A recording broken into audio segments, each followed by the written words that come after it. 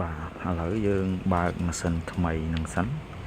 ដំបូងបងប្អូនដែលត្រូវចុច S2 ដើម្បីចូលទៅ BIOS វា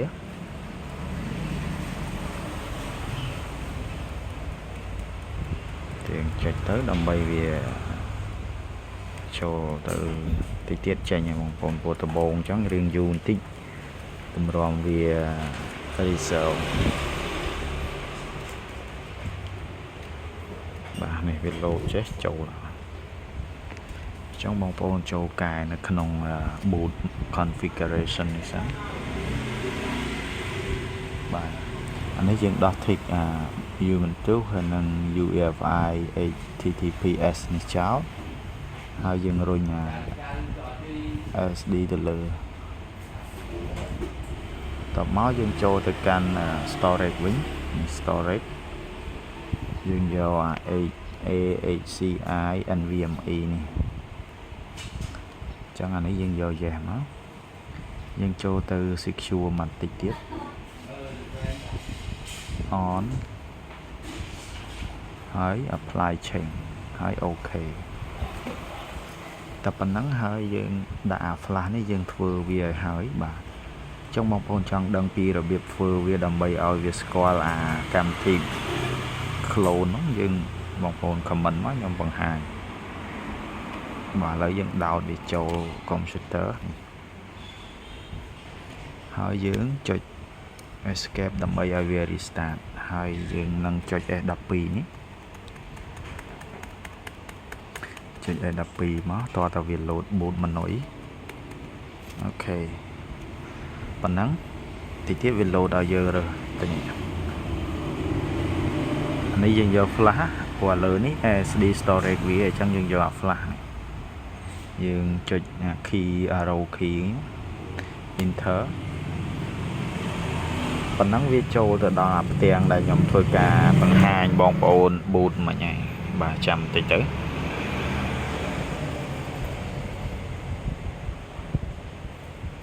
ចឹងអធិស្ឋានបើសិនជាមានសំឡេងរំខានពួកអីខ្ញុំនៅមាត់ផ្លូវ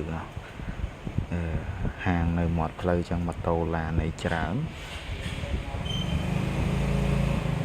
ចាំតិចបងប្អូនវាកំពុងតែនេះចូលហើយអូខេចេញប៉ុណ្ណេះបងប្អូនចូលកន្លែង tool នេះសិនដើម្បីចូលទៅ format hard disk laptop យើងឲ្យវាស្អាតបាទហើយនឹងកែបន្តិចបាទយើងចូលកន្លែង Windows Seal Command នេះបាទចេញផ្ទាំងបែបនេះបងប្អូនចុច key មកចុច disk path បាទ disk path បាទចុចប៉ុណ្ណឹងបងប្អូនចុច enter លើ keyboard តមកបងប្អូនចូលវាយមកតង់ទៀតបាទ disk list disk បាទ list disk បាទតមក enter បាទបងប្អូនឃើញអានេះមាន drive 0និង drive 1បាទអញ្ចឹងយើងចំណាំដែរ drive 0ហ្នឹងគឺជា 476G ជា SSD នៅក្នុង computer ហ្នឹងបាទហើយអា 56G នេះគឺជា flash ដែលយើងដោតនេះបាទ flash ខ្ញុំវា 64G អញ្ចឹងណាអូខេអញ្ចឹងយើងចុច select បាទនេះវាយពាក្យ select មកហើយវាយពាក្យ disk ដក clear បាទនេះ select disk 0បានន័យថាយើងចង់ឲ្យវា select លើ disk 0ហើយយើងចុច enter បន្ទាប់មកវាប្រាប់ថា disk 0 is now the select disk បាទបន្ទាប់ពីយើង select ចឹងហើយបានន័យថាយើងកំពុងតែឈរនៅលើ disk 0ហ្នឹងហើយហេតុអីបានជាយើងត្រូវឈរលើ disk 0ហ្នឹងដើម្បីយើងធ្វើការ clean បាទ clean ហ្នឹងគឺដូច format ចឹងតែយើង clean តាមដុសហ្នឹងអញ្ចឹងយើងវាយពាក្យ clean មកនេះខាងលើចេះបងប្អូននេះវាយពាក្យ clean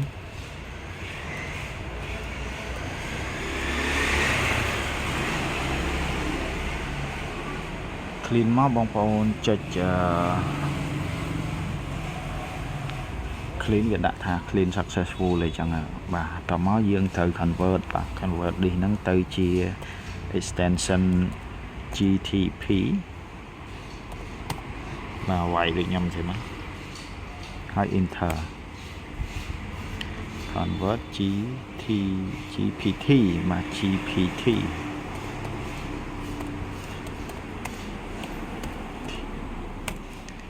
អូខេហើយយើង exit បាទវាយពាក្យ key exit មក exit 2 ដងបាទតែប៉ុណ្ណឹងហើយយើងចូលដល់អាវគ្គដែលខ្ញុំថតជូនបងប្អូនដំបូងហើយយើងដោត external backup យើងហ្នឹងទៅអញ្ចឹងបងប្អូនយើងបាក់មើលតិចដោយសារមុនហ្នឹងខ្ញុំថតអាមុនឥឡូវខ្ញុំមកសារទៀតទៅខ្ញុំដោត external នេះដូចបងប្អូនឃើញនៅខាងចុងវីដេអូខាងដើមវីដេអូអញ្ចឹងឥឡូវខ្ញុំដោតជូនបងប្អូនមើលភាសាទៀតបាទដោតហើយបាទយើងខ្ញុំលឿនតិចណាបងប្អូនចូល refresh disk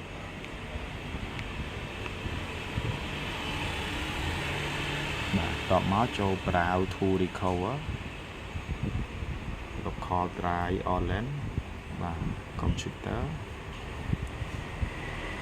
new volume drive បាទយើងរើស backup យើងនៅណាអញ្ចឹង backup យើងនៅណាបងប្អូនបាទខ្ញុំដឹងកន្លែងបងប្អូនដាក់ណាទៅរកនៅនឹងទៅអូខេហើយ next បាទនេះ select disk 0ដាក់ tick កន្លែង2នេះហើយចុចអូខេ next process នេះយក shut down បាទអញ្ចឹងគឺតែប៉ុណ្ណឹងទេសម្រាប់វីដេអូបាទអញ្ចឹងវីដេអូខាងមុខមិញនេះខ្ញុំ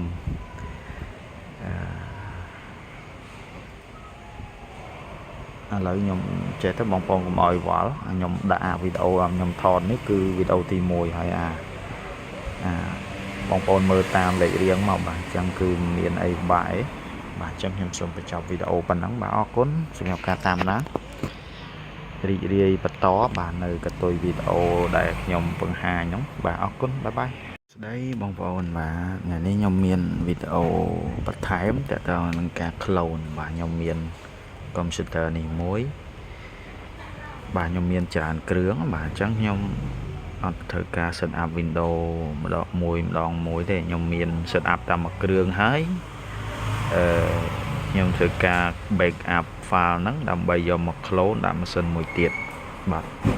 ដោយប្រើប្រាស់កម្មវិធីនេះឈ្មោះអីគេបងប្អូននេះបងប្អូនមើលតិចទៅ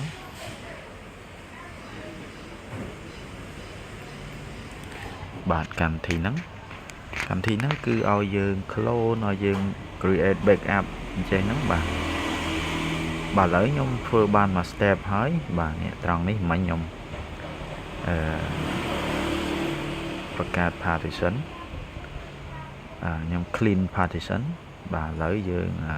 ចូលទៅដល់វគ្គបន្ទាប់បាទយើងដោយសារខ្ញុំ copy backup ពីម៉ាស៊ីន first ម៉ាស៊ីនមេហ្នឹងចូលអានេះហើយបាទអញ្ចឹងឥឡូវខ្ញុំដោតវាចូលកុំ laptop មួយនេះបាទហ្នឹងរបៀប clone យើងខ្ជិល set up Windows អីច្រើនដងអញ្ចឹងណាបាទយើងដោតអញ្ចឹងហើយបងប្អូនចូលត្រង់នេះ set tool យើងយក refresh disk មួយសិនដើម្បីឲ្យវាស្គាល់បាទបន្ទាប់មកយើងចូលកន្លែង browse to recover បាទវាលោតដូចនេះបងប្អូនហើយបងប្អូនយក local drive online នេះបាទយើងយកហ្នឹងមកបាទវានឹងចេញបែបនេះបងប្អូនយកអា computer ហ្នឹងមកនេះបាទ drive របស់ខ្ញុំអា new volume បាទយើងចុចវាឲ្យធ្លាក់ចឹងមកអញ្ចឹងយើងចំណាំ file ខ្លួនឯងថា file ដែលបងប្អូន backup ឈ្មោះអីចឹងណាតែខ្ញុំចំណាំហើយខ្ញុំរើសអា file ដែលខ្ញុំ backup ហ្នឹងឥឡូវខ្ញុំរើសហើយខ្ញុំចុច OK Bà ok về load tiếng này bóng phôn chụp nịch má này nịch trăng này bà trăng này bóng phôn do à lửa kê nâng máu đi sờต่อมาบองប្អូនមើលកន្លែង Advanced Option នេះ tick អាពីរនេះមកកណ្ដាល Optimize for SD and sector by secure sector recovery បាទហើយចុច OK មកហើយយើងចុច next ទៅមុខទៀតត្រង់នេះក៏អត់បាច់ធ្វើអីដែរយើងចុច process បាទហើយទៅនេះយើងនៅពេលដែលវា recovery ចប់យើងឲ្យវា shut down មកយើងចុចកន្លែង shut down បាទឥឡូវវាកំពុងតែ estimate ឥឡូវតែ1នាទីឯងវាចប់ហើយចឹងបងប្អូនចាំបន្តិចមក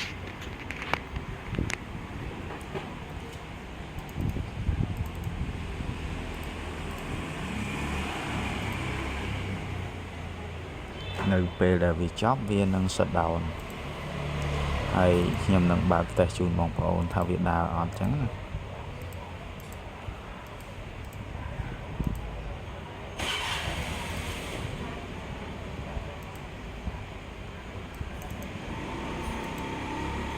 បាទហើយកុំព្យូទ័រមួយនេះក៏ខ្ញុំ clone មិញដែរឥឡូវខ្ញុំ set up កម្មវិធីតេស្តកម្មវិធីទេអីហើយខ្ញុំរៀបចំដាក់ចូលកេសហើយបាទអញ្ចឹងវាលឿនណាចំណេញពេល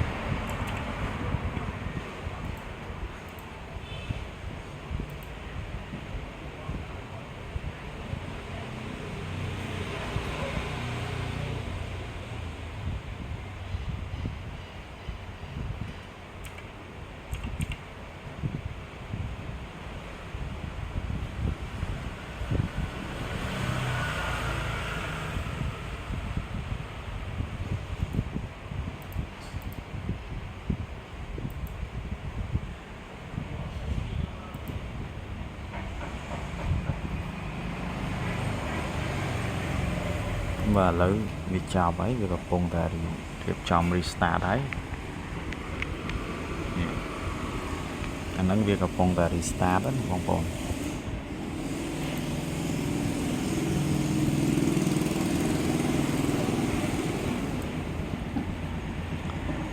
អូខេឥឡូវវា restart ហើយ restart អី shut down បាទបន្ទាប់ពីវា shut down ហើយយើងដក flash ដកSD external យើងចេញមកបាទប៉ុណ្ណឹងឥឡូវខ្ញុំបើកវិញនេះខ្ញុំបើកហ្នឹង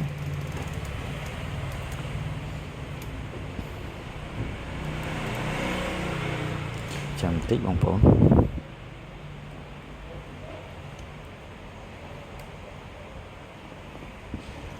បាទតែប៉ុណ្ណឹងយើងដឹងថាវាដើរអត់ហើយចឹងយើងមិនបាច់ពិបាក update driver អីចឹងណាព្រោះម៉ាស៊ីនវាស៊េរីតែមួយឯងចឹងយើងងាយហើយបងប្អូនចង់ដឹងពីដើមមកខ្ញុំថតមួយទៀតបាទតិចទៀតខ្ញុំថតកុំព្យូទ័រថ្មីជូនបងប្អូនក៏លោកបងប្អូននៅចន្លោះត្រង់ណាចឹងណា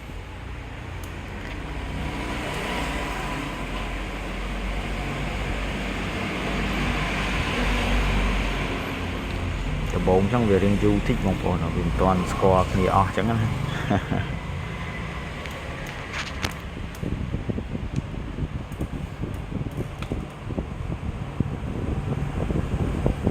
នេះវា update firmware បន្តិចបងប្អូនបាទ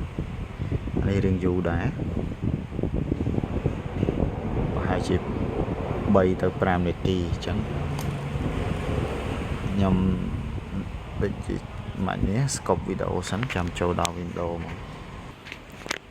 បាទឥឡូវខ្ញុំមានយកបើក laptop ថ្មីដើម្បីបង្ហាញបងប្អូនបន្តបាទអញ្ចឹង laptop ថ្មីយើងត្រូវចូលកែនៅក្នុង BIOS វាភាសាសិនឥឡូវខ្ញុំបើកវាសិន